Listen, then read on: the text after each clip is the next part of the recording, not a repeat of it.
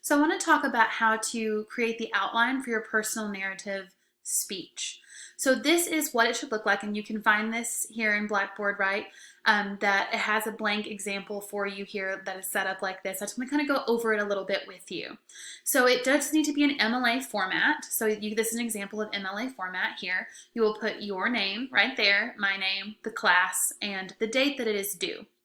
So for the guidelines, you want to write everything in one sentence, one complete sentence per point.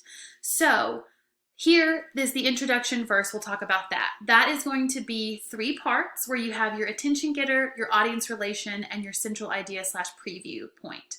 So the attention getter is going to need to be something that hooks us in right off the bat. We'll talk a lot more in depth about attention getters as we get through the class, but the first thing you say to us should grab our attention and hook us in so that we know to pay attention. This is going to be an exciting thing to listen to.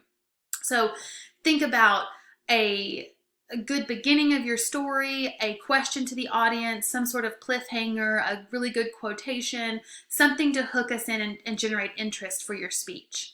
After that, you want to tell us why this will be important for us to listen to. So tell us how this lesson that you learned or lessons that you learned or the point of the story is going to connect to us. So you can say the words, this will be important to you because, and that is fine to be very direct and say this is going to matter to you for these reasons. And then finally in the introduction, you're going to have 3 main points that you tell us that you'll talk about. So if you're telling us a story that has a beginning, a middle, and end, so you'll say first, these 1, 2, 3 things happened. If it is going to be lessons that you learned, you might say, when I quit smoking, I learned about patience, perseverance, and how annoying people can be. Something that is a lesson that you took away from this speech. So you'll list those 3 main points in the order that you'll cover them within your speech. So then when you get into the body of your speech, you'll talk about those 3 main points. So the first main idea may be, when I quit smoking, I learned about patience. And you have supporting ideas for that, right? So maybe because of the cravings, you learned about patience, and here are 2 examples of how you learn to be patient. Another thing is dealing with going to meetings or having people talk to you about or trying to get you to keep smoking, something like that, and how you learn patience through that.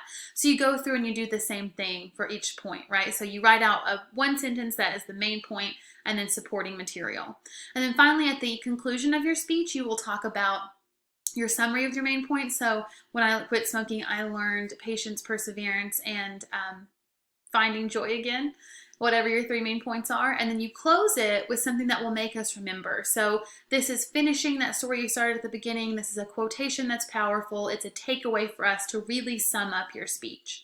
So that is what you want to complete and fill out for your personal experience speech, and use that as a guide when you're delivering your speech or when you're writing out your note cards for delivering your speech. I just wanted to go over that example with you. It is available to you in Blackboard, but here you have before November 2006. I'd never been overseas for a long period of time. That's a decent way to start the speech. It can be something snappier than that if you are more creative, but that's a good start to something like we're going to learn something here, right? If you have never been out of the country, I encourage each of you to find a way to experience life outside the United States. It can change your life. That's the audience relation example. So if he's talking about traveling, how it might impact us. My trip to India taught me to appreciate my family, my way of life, and my job. And so those are the 3 main points he's going to cover. First, I was gone away from my family. That's the first main point. He talks about those experiences. Second main point is not being able to function the way he was accustomed to. So not being used to things and how he learned different things there.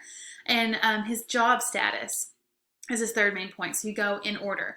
So you are reinforcing those as you go and talking about that. And then at the end, in the conclusion, today I've shared with you how a business trip to India taught me to appreciate my family, my way of life, and my job. Goes back over those 3 main points.